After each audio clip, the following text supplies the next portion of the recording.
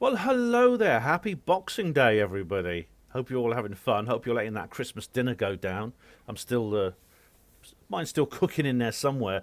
Yeah, I can feel it as well. God, it's that song by Wizard. I wish it could be Christmas every day. It's probably a good job it's not because otherwise we'd all be dead. Anyway, what better thing to do on Boxing Day? I think is the best thing to do is like either watch a movie. Watch a movie, and today or watch this one where I talk about movies. This is my third in my series of Hospital Porter Reacts to Movies.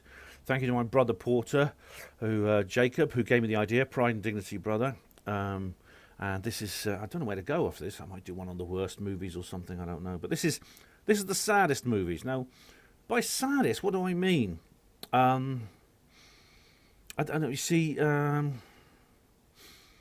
it's a tricky thing. Like, as with the other films of the genres I've described, it's sometimes difficult to define exactly what you mean because, as I said, what's the scariest film and what's the best horror movie are not necessarily the same thing.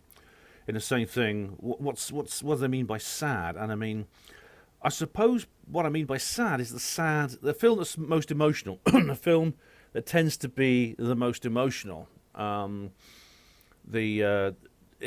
a lot of the ones that's most likely, in my case, being a big, ugly, tough ex-hospital porter type of person, it's the sort of film that might make me shed the occasional alpha male tear.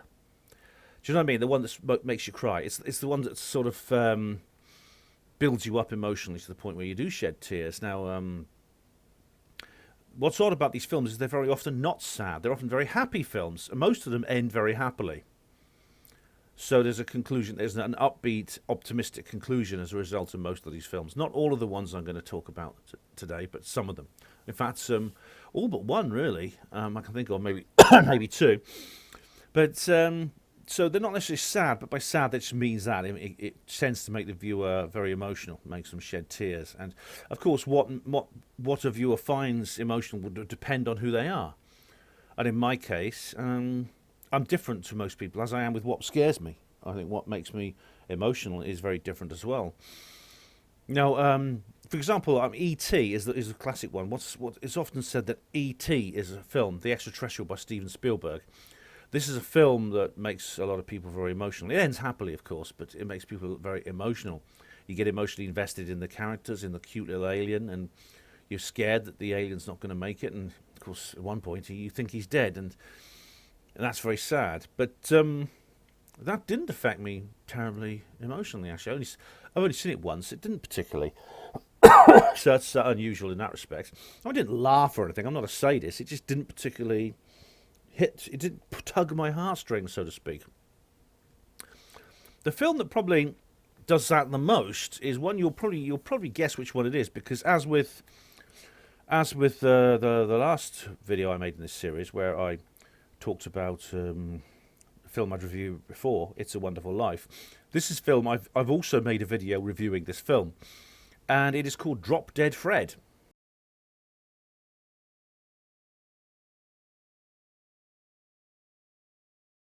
Now, Drop Dead Fred, I won't go into too much detail simply because I have a video I've already made to review it. I'm not going to put a link in the description box this time. You can find it. It's on my channel. But it's directed by Arthur de Jong, a Dutch director, and it stars, of all people, Rick Mayall. Rick Mayall plays the imaginary friend of the young female protagonist, played by Phoebe Cates, Elizabeth. She's a young woman in her late 20s who is who suddenly, at this time of her life as an adult professional, finds that her imaginary friend from her childhood comes back into her life. And what follows is enormously, it's enormously funny, but also very touching, very heartrending. It is, I think, probably the film that I find the most sad, and of course, possibly simply because of one scene, which is the scene where they all go to the child psychologist. You may have, you'll know that even when I talked about it in the review, it affected me, just even talking about it. So that, I think, is one of the saddest things I've ever seen in cinema. So this is probably the film that affected me the most, actually. And again, it's not. I think it's meant to be a bit sad, but I don't think it's meant to be very sad. And I don't know why that is precisely, but it's it does. It's all. It's still a bit of a mystery at the end exactly who Drop Dead Fred is, whether he really exists objectively or not. Um, that is left open to interpretation by the viewer, but there's no doubt that he's, in a sense, a tulpa of this young woman's inner turmoil. The horrible, overbearing, and really quite psychologically abusive mother she has.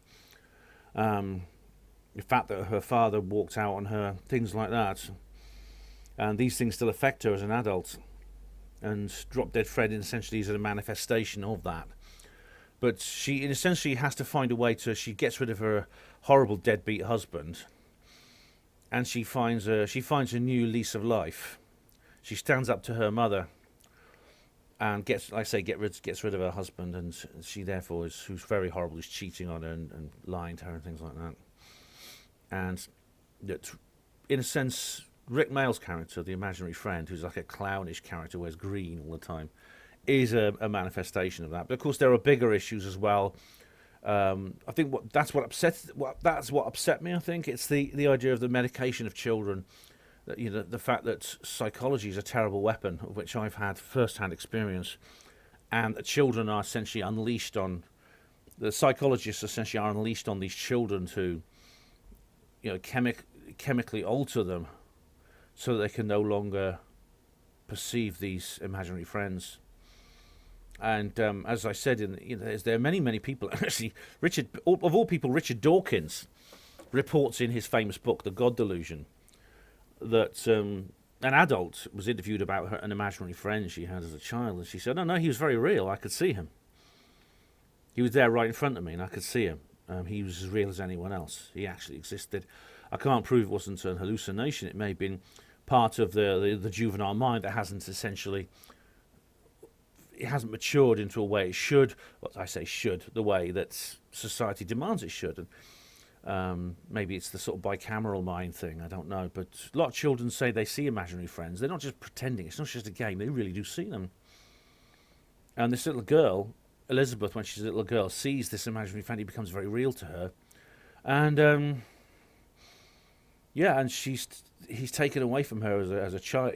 He's taken away from her as a child. It's upsetting me even now to think about it. And in the most cruel way by her mother. And then, of course, later on, she goes to this clinic where there's other children who have these imaginary friends, and they're going to give them these pills that strip them of their ability to have relationships with these beings. It's gut-wrenching. I don't think the filmmakers actually realised that, how much they hit the nail on the head in that respect. But yeah, do watch that. I mean, do get the chance to see it. I don't know if you can still get it commercially. There's a few free copies floating around. It's worth seeing. It really is. It probably won't affect you the way it does me. Now, the next film in the list of the saddest films is called The Colour Purple.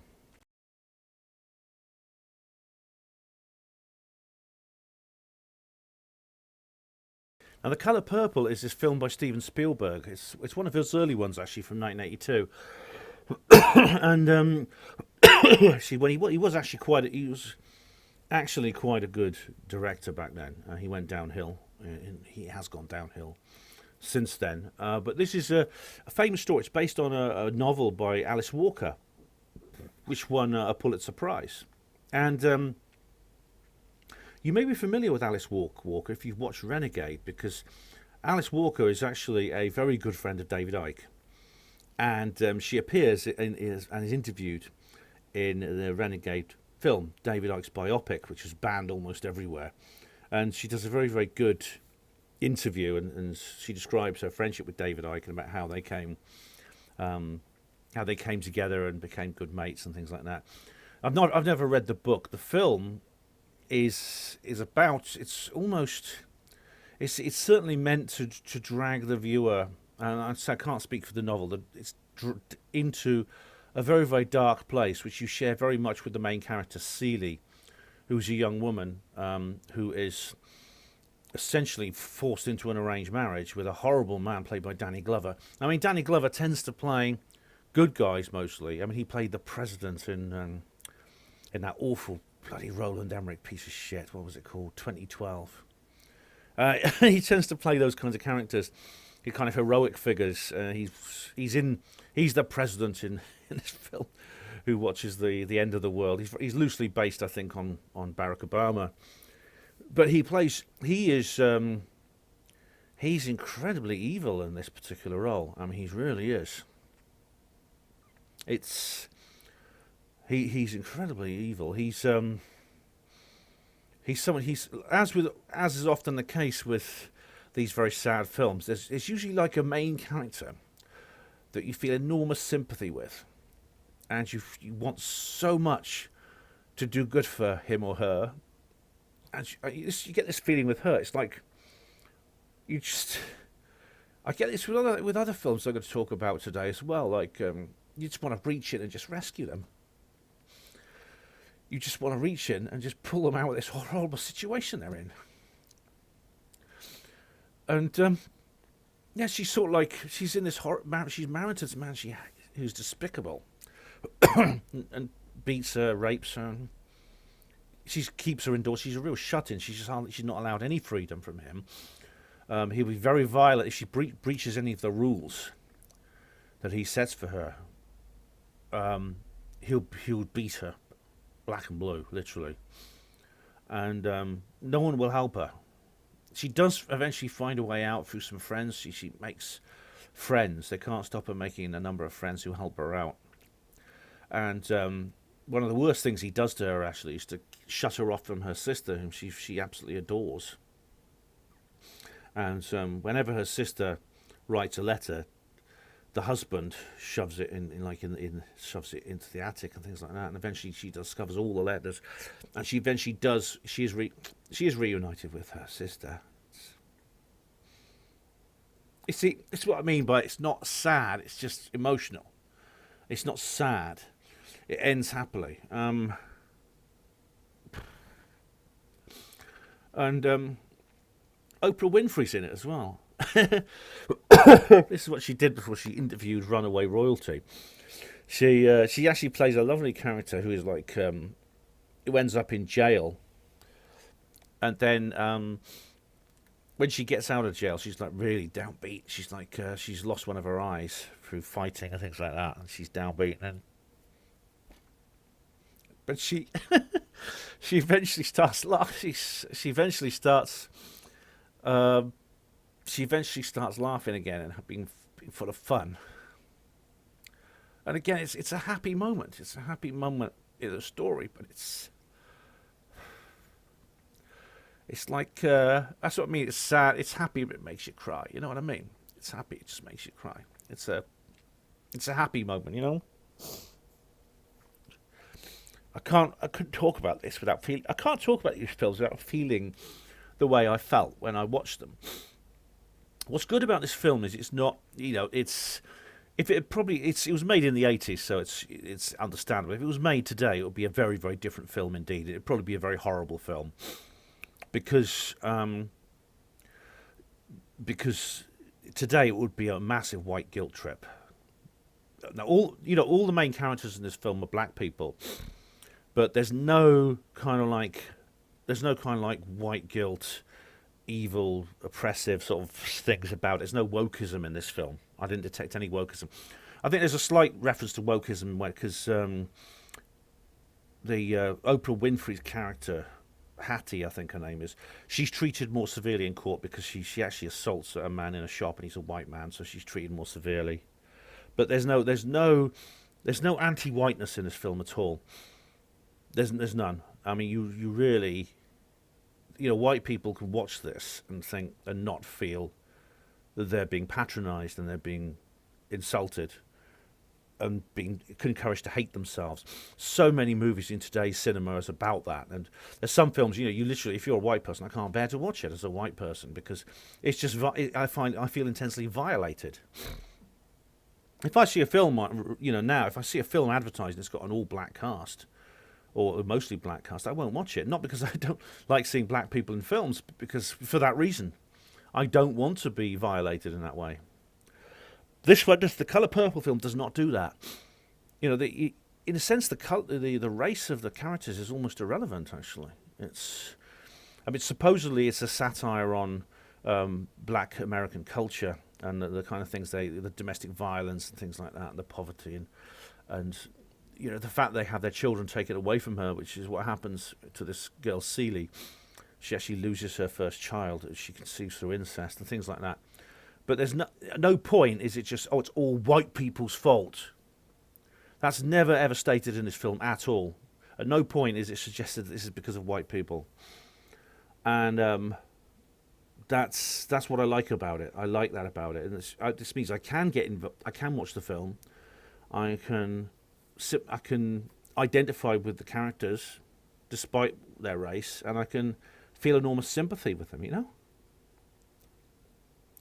Okay, the next film I'm going to talk about is Bicentennial Man.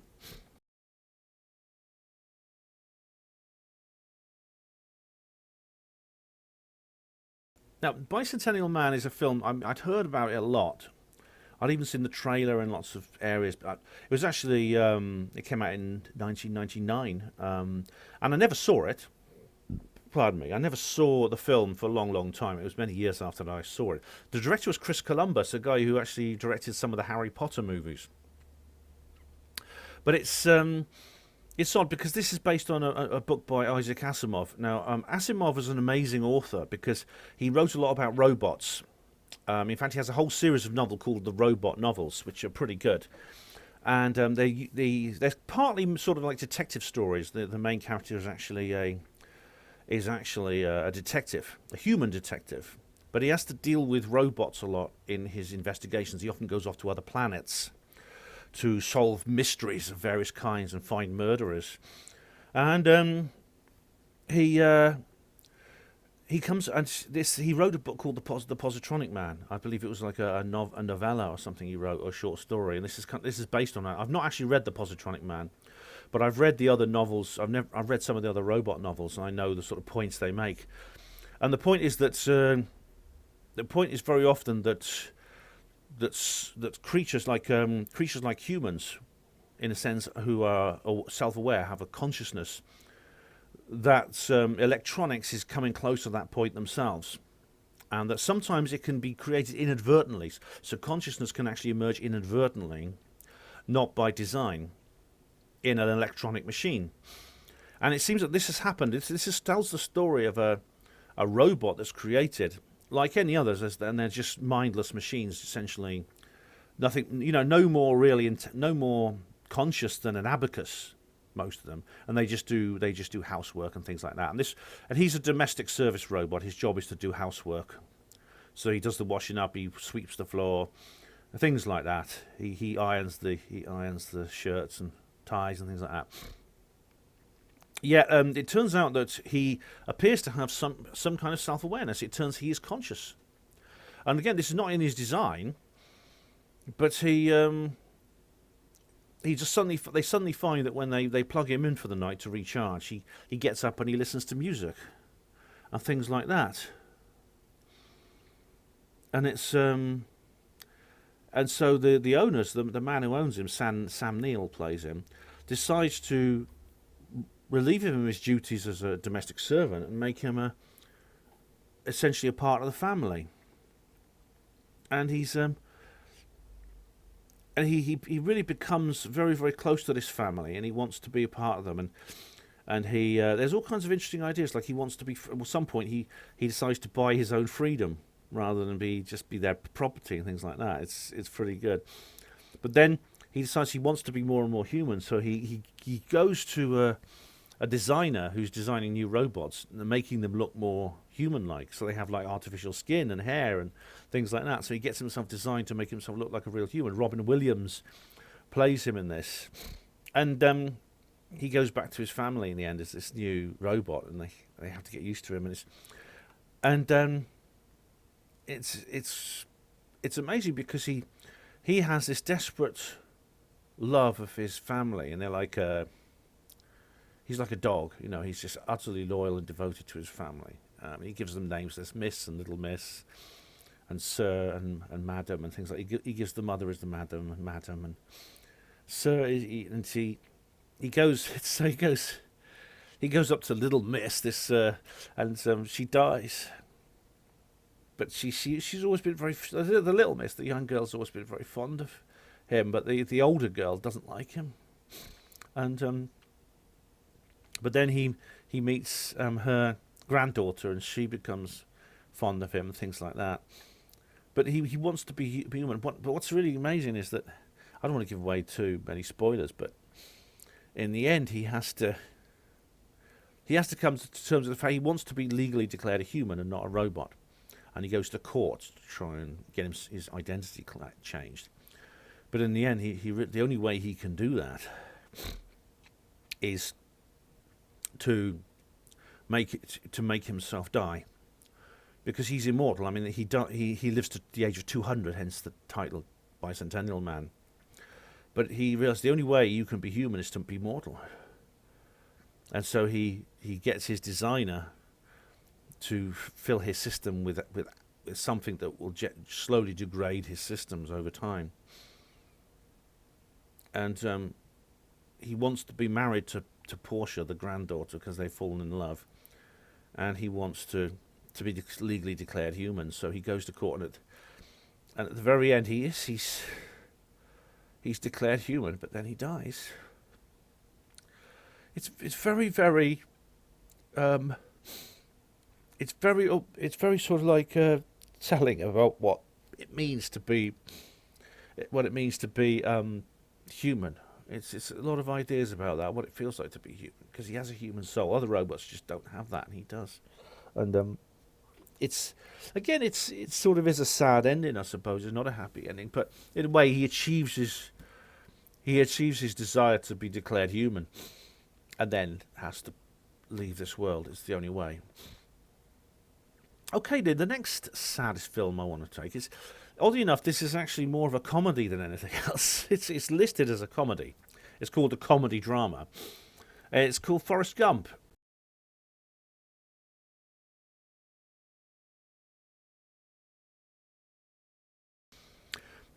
Now, Forrest Gump is an amazing film, because, I mean, it's actually quite a mainstream film. In fact, it was the second highest, most popular film of 1994 when it was released. The most popular being The Lion King. And the reason I know that is because this came up in my short story Ouija. If you ever read that or ever listened to the audiobook I did of it, it's a video called Halloween and Ouija, because this came up. Forrest Gump is this film by Tom Hanks, from which Tom Hanks plays the lead character, and he won an Oscar. There were 5 other Oscars as well. Best Picture, Best Director, Best Actor for Hanks, Best Adaptive Screenplay, Best Visual Effects, Best Film Editing. And it is that the special effects are actually pretty good, considering it was from the 90s. I mean, you see him, for example, he's inserted into D.W. Griffith's Birth of a Nation, a really old film, quite a controversial one, that too, nowadays. And you see him inserted into the Oval Office meeting various presidents. It's like an old TV picture and things like that. But he's like he's what he is. It's a weird kind of story, because there's no. He's like the central figure, but there's no central antagonist. There's no bad guy, so to speak. I mean, there are unpleasant people within it who try to make his life hard, such as the school bullies and things like that. But there's no real main. There's no real main bad guy, or main. The adversity he faces is simply through his own personality and how he fits into the world around him, and that's really all the energy of the story comes from that. But what's interesting is he's this really sweet, very kind-hearted, very pleasant individual.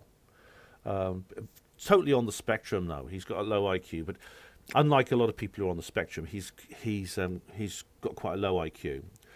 But he's like he has this sort of wisdom about him, and he has this amazing wisdom, which, in a sense, it's a kind of wisdom that comes that you don't need a lot of brain power to work out. It's almost like a kind of naivety. It's a kind of naivety which contains a lot of wisdom, which the rest of us forget, because we are more socially adept, therefore we fit in more with other people, therefore we tend to overlook a lot of these ideas of wisdom. I mean, he says, when he first gets on the school bus, he says, the driver opens the door and says, "You're getting in, this is the bus to school." And he says, "I'm not supposed to take rides from strangers." He says, "Well, I'm a stranger, but this is the bus to school." And he says, "My name's Forrest Gump." And then she gives her name. And he says, "I guess we're not strangers no more." And he gets on the bus. He has this really laconic sort of riverboat accent because he comes from the deep south of the United States. And the kids are all horrible. The kids are all mean to him, but then they won't let him sit by them. But then he meets this girl called Jenny, who becomes like his firstly his best friend, and then his lover, and eventually his wife, and the mother of his son. It's at one point he says to her, "I'm not a smart man, but I know what love is." And that's kind of typical of him. He's a kind of it's typical of his wisdom. But what's amazing is, he's the kind of person you kind of overlook. You just look the other way, I suppose. Most people just ignore. I mean, this is what happens, because the whole story, most of the story is told in flashback, and he's sitting on a bench at a bus stop waiting for a bus, and people come and sit beside him. Most of them just look at, when they realise he's got the kind of nature he has. That he's obviously he is slightly brain damaged and he's a bit on the spectrum. They sort of look away from him like that and think, "Oh, he's another nutter. I'm not going to pay much attention to him." But of course, for people who do, for people who who sort of do get close to him, and he allows close to them, and they develop friendships with him, he transforms them enormously. I mean, what's the tagline? The tagline for the entire film is this: the world will never look the same again once you've seen it through the eyes of Forrest Gump.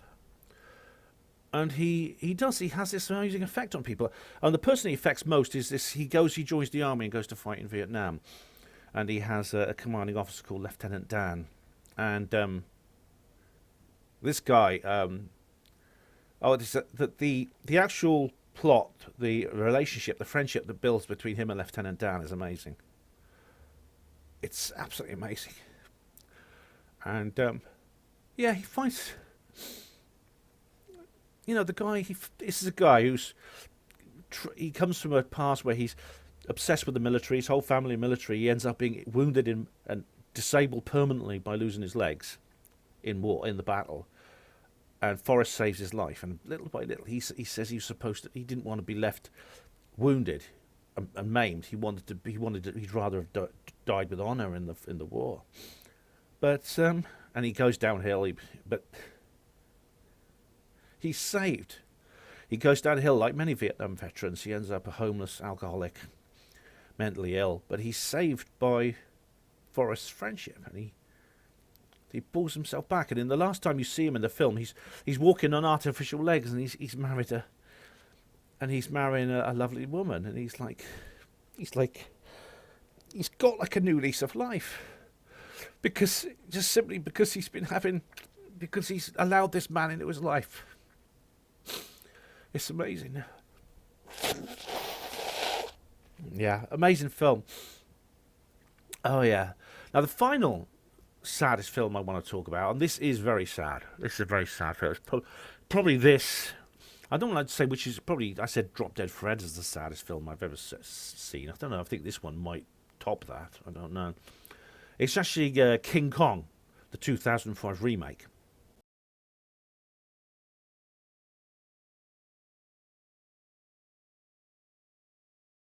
Now this is a film which breaks a rule which I normally set myself, or normally is set, and that is the remakes are worse than the original.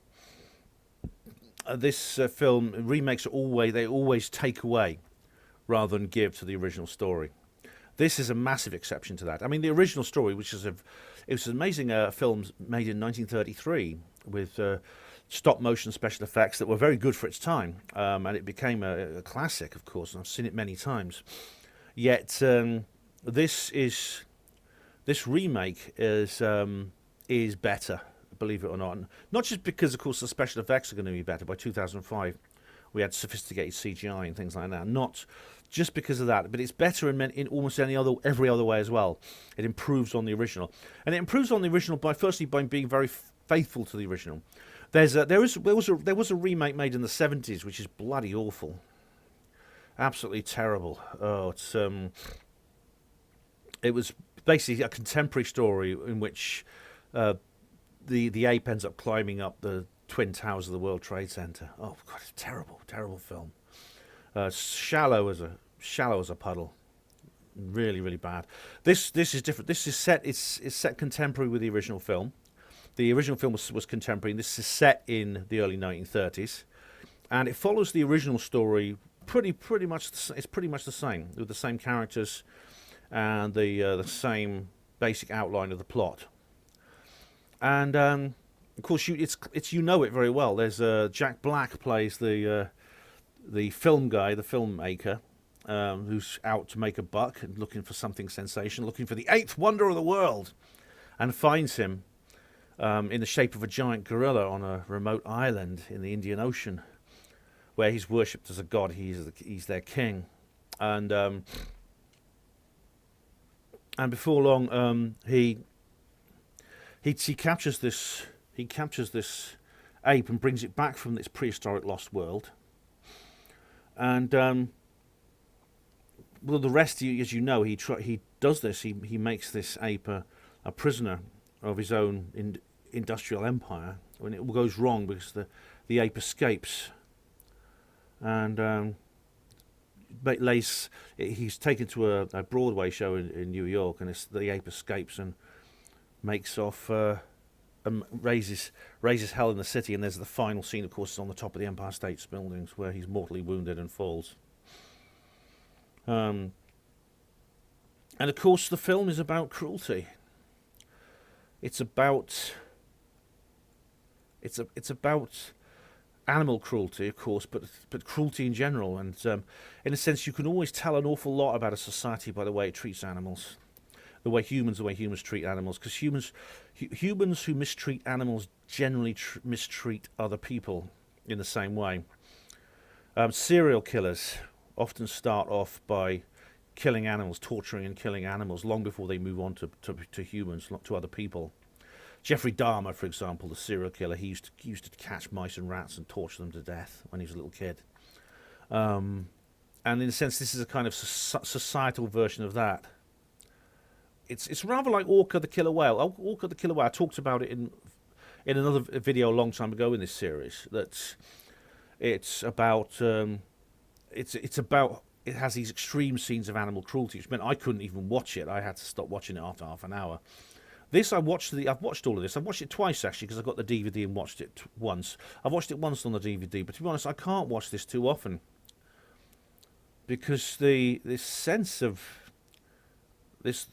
horror that is projected from the incredible cruel treatment of Kong, the giant gorilla, this 25-foot tall ape, is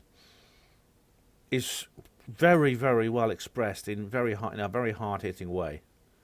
Peter Jackson, the director, the New Zealander who brought us Lord of the Rings, he really does that very skillfully. The writers, designers, director do that very skillfully.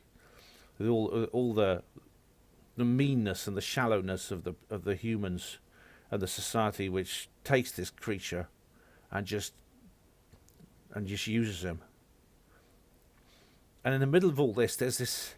Of course, he has one friend in the world, who is this woman. This woman. Anne Darrow, her name is. This young woman who's she's done side shows and things like that in the theatres, and then she's supposed to star in this film that this guy Jack Black's character is making, but she becomes friends with the gorilla,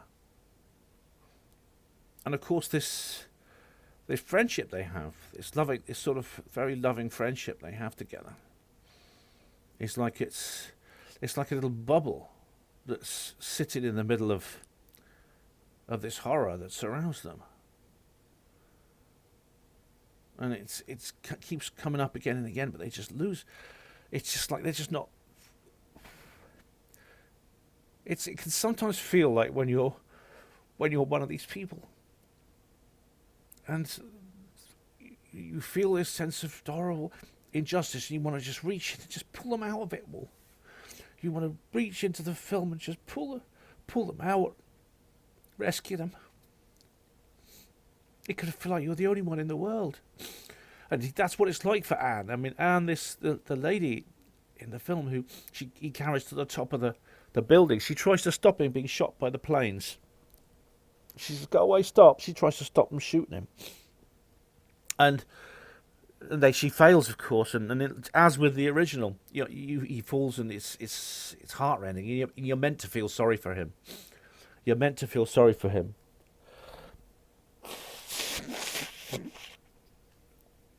But it's like she's the only. It's like she's the only one. She's living in this world of warped monsters, and that's not him. He's not the ape Kong. Is not the monster. It's the other people, and that's really, in that way. It's similar to, really, the theme is exactly the same in the original, the 1933 original. It's different in the 70s, that shitty 70s one, but that's the theme in the original, and it's the theme in this one. It is just presented and projected so much more powerfully in Peter Jackson's remake. It really is. Definitely, this is a remake that improves on the original. It improves on the original without taking anything away from the original. It's a respectful remake. It doesn't attempt to surpass and sideline the original. It intends to build upon it and use it as a foundation, and that's a very rare thing. Most remakes just want to replace the original, and they fail abysmally.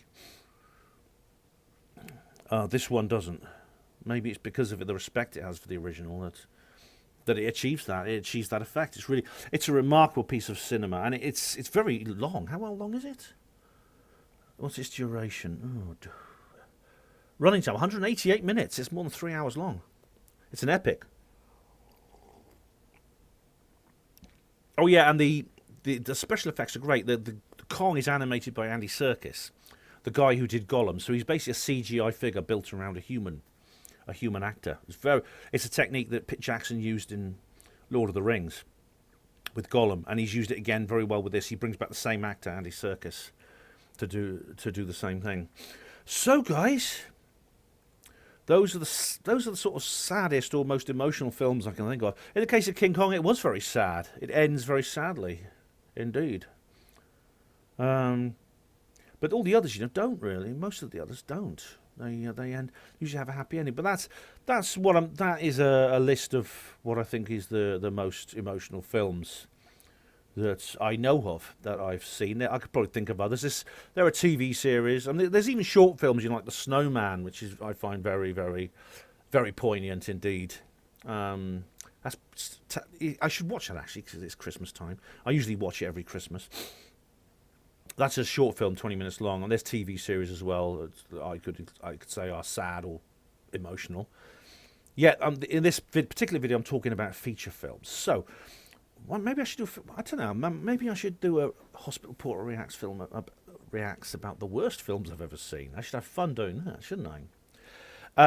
But I've got other things planned. I was just thinking, on the subject of films. Someone actually, in fact, my brother Porter, who gave me the idea for this series, has contacted me not long before I started shooting, actually, and suggested possibly doing something about Soylent Green, because Soylent Green is a film I've never seen before, but everyone's talking about it, and it was made in 1972, set in the year 2022. So I'm quite keen to see. Maybe New Year we should have some kind of watch party. What do you reckon? Let me know if you think that's a good idea. In the meantime, Guy, enjoy your Boxing Day. Hope Boris is not having too many people at his party, or he'll get a box in himself. All right, guys, take it easy. See you later.